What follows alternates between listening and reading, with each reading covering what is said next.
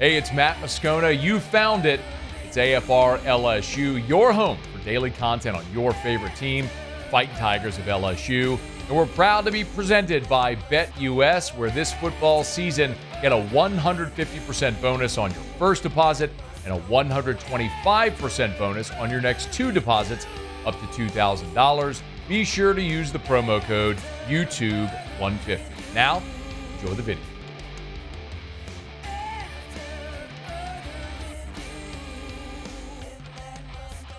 Notre Dame and Penn State will play in the college football playoff semifinals on Thursday night. Of course, that's a place where Brian Kelly coached, led Notre Dame to great success, more success than they had in 2 decades since he showed up. Got him to 2 college football playoffs, got him to a BCS championship game.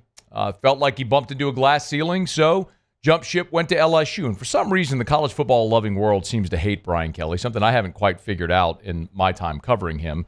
But Blake Toppmeyer took a stab at it. Blake Toppmeyer is part of the USA Today network, and I love the headline on this piece. If you haven't read it yet, I would highly recommend you go do it. But the column is great as well. But the headline, whoever wrote the headline here did a fantastic job. Can't stand Brian Kelly now? Wait until LSU coach wins big in the SEC after transfer portal ads. Blake Toppmeyer wrote it. He's with us now. How are you, man? I'm doing well. You, Matt? I'm good. Did you write the headline, or does someone at USA Today write the headlines? That was my headline, slightly tweaked by an editor at USA Today. So it was a little teamwork. I was kind of the brainchild of it, but I did get a little assistance, tweaks in a couple minor areas. Well, it's eye-catching, but you actually lead the column with something that I've asked quite a bit. So it's not like this is unique to me or any of us. But you're right, John and Susie Q football fan can't stomach Brian Kelly. I can't figure out why.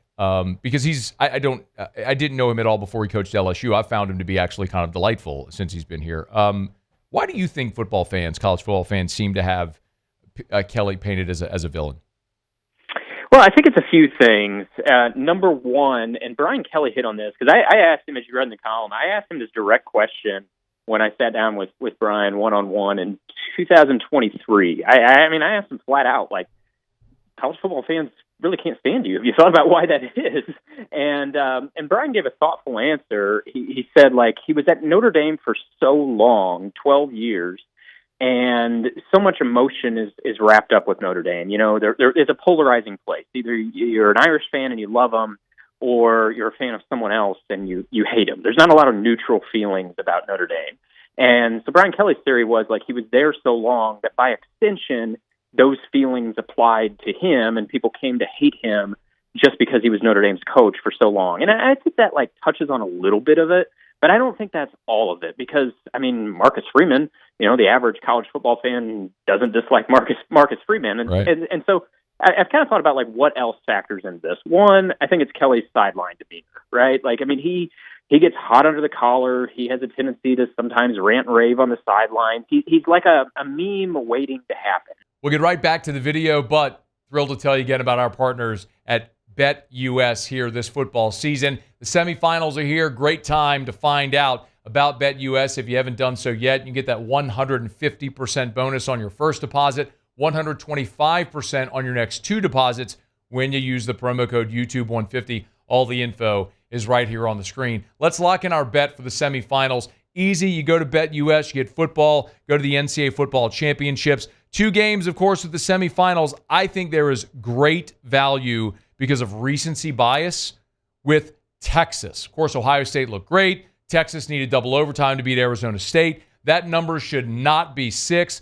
I will take 6 points with the Longhorns in the college football playoff semifinal. So we'll come up to the top, how much we want to wager, say $25. Place the bet. It'll ask me to confirm. And just like that, we are locked in for our bet. Texas +6. Lots of value there with the Longhorns. You can make your wager at BetUS. Get a 150% bonus on your first deposit, 125% on your next two deposits, up to $2,000 when you use the promo code YouTube150. Now, enjoy the rest of the video. My experience has been similar to yours, like in person, one-on-one interactions, conversations. Like I wouldn't say I find him charming, but I find him more conversational, more I don't know if I want to say friendly, but like you can sit down and have a productive, enjoyable conversation with Brian Kelly. That doesn't come through when he's ranting and raving on the sidelines, but that's coaching, right? He's not the only coach that does that. So that's one factor.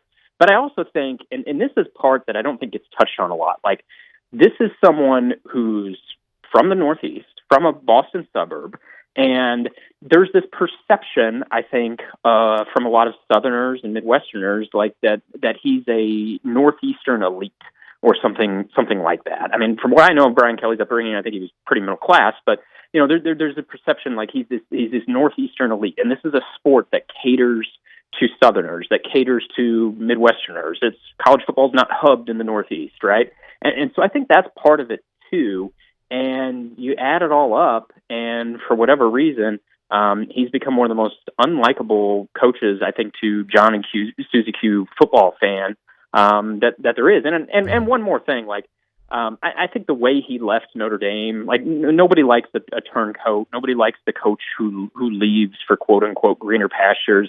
I don't really criticize Brian Kelly's career move, and I look at things through a business lens. But I think, you know, a lot of football fans, that was sort of the cherry on top, him leaving Notre Dame and indicating that he thought LSU was a better platform to chase a national championship from. So they hated him because he was at Notre Dame. Then he spurns Notre Dame. They hate him because he spurned the place that they are. It's a weird web that has been woven here.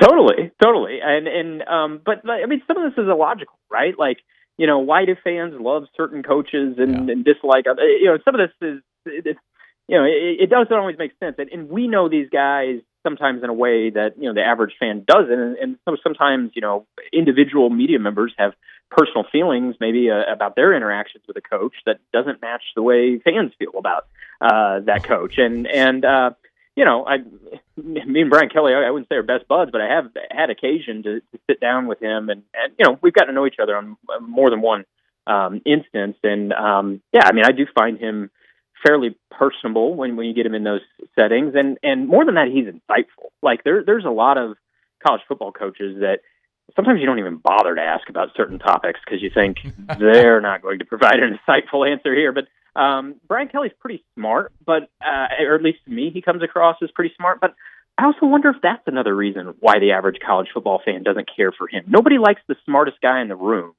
and I think Brian Kelly values his intellect, and I think there are probably times where he feels like he's the smartest guy in the room. One thing that's undeniable too, Blake Toppmeyer is our guest, has a great column up about Brian Kelly right now. But one thing that's undeniable is the only way people are going to have a feeling for you, good or bad, is if you are relevant. And it's undeniable that he has also been relevant for a long time. One of the questions that's kind of been posed since Notre Dame has now advanced in the playoff is, was Brian Kelly the thing holding Notre Dame back, and now Marcus Freeman has found the unlock? Where do you fall on that? Yeah, I don't think Brian was the thing holding Notre Dame back. I think, you know, Brian Kelly's success allowed this moment to happen for Marcus Freeman, I think, or it influenced this moment for Marcus Freeman. He uplifted that program onto a higher plane than it had been in many, many years. He restored Notre Dame to prominence.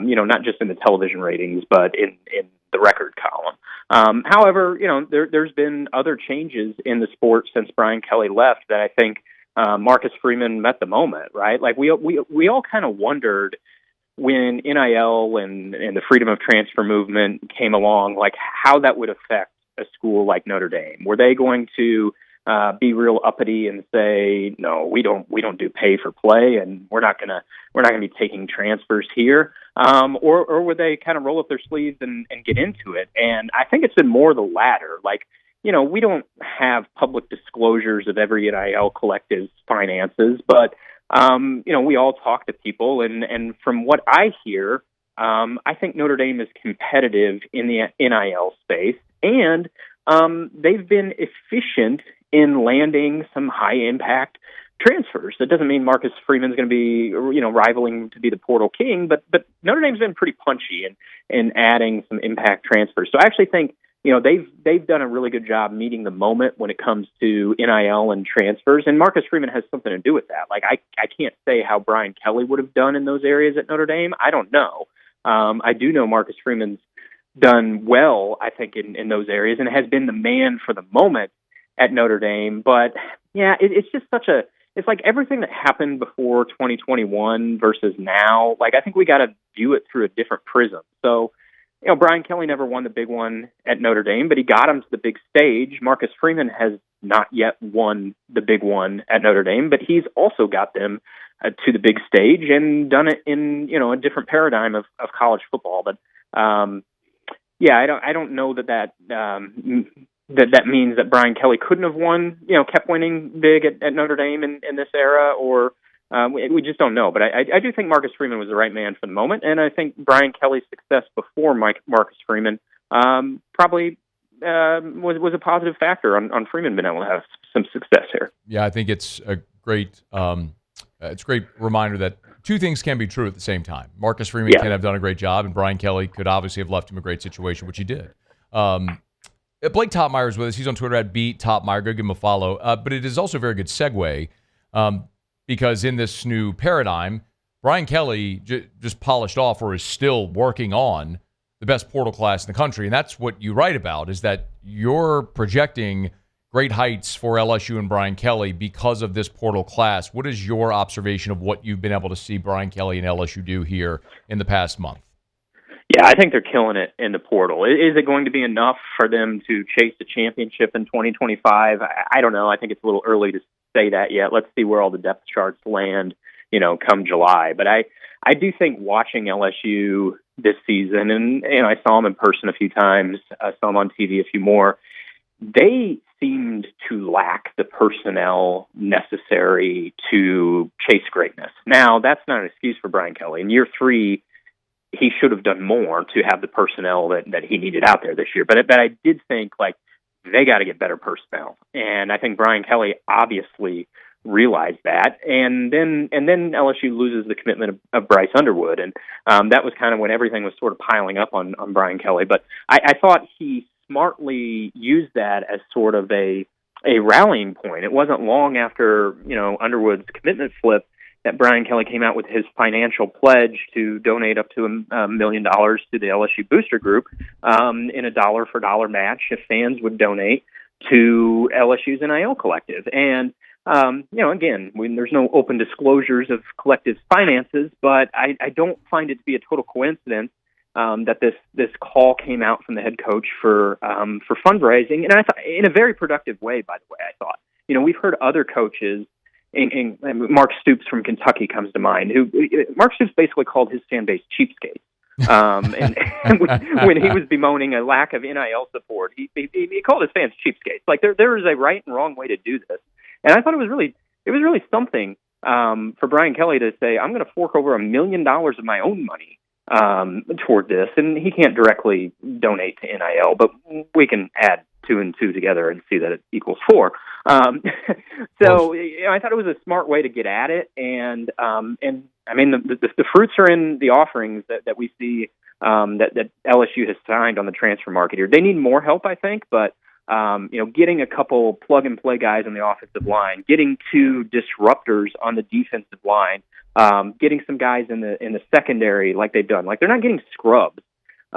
Previously in Kelly's tenure, he would kind of get these tire patches in the portal, and I mean, he hit a home run with Jaden Daniels, sure, but up to this point, it's been more tire patches than home runs, and I think some of these guys, maybe not home runs, but I mean, they're stand-up doubles into the gap. I think a lot of these guys, and you add on top of that, the class would have been better with Underwood, but he still signed a pretty good class. He's got Garrett Nussmeier coming back. I mean, Brian Kelly's winning the offseason.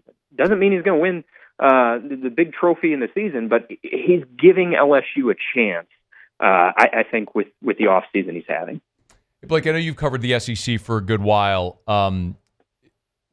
When you look at the league top to bottom from the 10,000-foot view going into 2025, where do you think LSU falls in the pecking order? Again, I'm not feet to fire holding you to this. We're going to have a spring football portal. There's going to be tons more movement. But as of today, where would you put them in the pecking order for 25? Top 4, I think. And that might be a little bit bold given the season that they had. I mean, this is a few years in a row now where LSU does not look like we expect LSU to look on defense. And there was less progress than I expected there to be this year. There was a little bit, but not nearly enough progress on defense. But when you add up, they have the most proven quarterback in the SEC coming back. I mean, I really like a couple other guys around this conference too. I would, DJ Lagway, I'd love to have him at Florida, sure. And a couple others, but Garrett Nussmeier. Not to derail you. I'm sorry, Blake, not to derail you. If I gave you one quarterback, one quarterback for 25, pick of any of the lot, I give you one for 25, who would it be? Lagway or Nussmeier? Wow, I'm surprised you put Lagway up there, considering the small sample. But anyway, so not to derail, but anyway, go ahead, finish your thought. I'm sorry. Yeah, but I mean, you think about some guys that are outbound too. There's a lot of guys headed out the door as well. And some people would say Arch. I haven't seen. I feel like I haven't quite seen enough of Arch to put him in that group. And we've got a little bit bigger sample size, I feel like, of Lagway. But anyway, Nussmeier would be my top two. I've been kind of pounding the drum for Garrett Nussmeier for a while now. I feel like I somehow fell backward into being a member of a board member of the Garrett Nussmeier fan club or something. I just you're on the Nuss bus, bro. You're driving the Nuss bus. Yeah, I'm driving the Nuss bus. Yeah, I host a podcast, and my co-host on SEC Football Unfiltered, he's been saying this for years. How did I fall into this position on the Nuss bus? I don't know, but I love his skill set. And I think he had a good season. I think he could have an even better season next year. I don't know that he's totally hit his peak yet. So when you add him up with some of his transfers in, I think top four in the SEC is feasible for LSU because they're not operating individually here. You look at what else is going on around the conference. Alabama is sort of at a fork in the road moment here, an inflection point with Kalen DeBoer. We don't really know which direction they're going. They signed a good class, but I think next year might be a little bit of a struggle for Alabama. Georgia, their dynasty is receding a little bit. Georgia's not going to all of a sudden become rubbish, but they're not 2021 and 2022 Georgia, and they've got some concerns, I think, in their depth chart next year, including who's going to play quarterback. Tennessee, who made the playoff this year, their roster is in a state of regression. Ole Miss is also smashing it in the transfer portal, but gosh, they're losing a lot of talent, including their quarterback and Jackson Dart. And so I like LSU's positioning. I would have them top four in the league. I think Texas is going nowhere. I think Texas is here to stay as long as Steve Sarkisian is there. I mean, they got a nice war chest and a really good coach. Excuse me. And so I think they're here to stay. But yeah, I would like LSU's positioning as it stands here, in early January. Can't stand Brian Kelly now. Wait until LSU coach wins big in SEC after transfer portal ads. That's the column from Blake Toppmeyer. You can go read it. I retweeted it. We'll make sure we get it retweeted as well from the 104.5 ESPN account as well. Hey, Blake, Happy New Year, man. Thanks for the time. Great to chat. Okay, sounds good. Good catching up. Thanks so much for watching the video. Do us a favor, subscribe to the channel, smash that like button, hit the bell so you're notified when we post a new video, and remember to support BetUS, where right now you can get a 150% bonus on your first deposit and a 125% bonus on your next two deposits up to $2,000. Be sure to use that promo code YouTube150.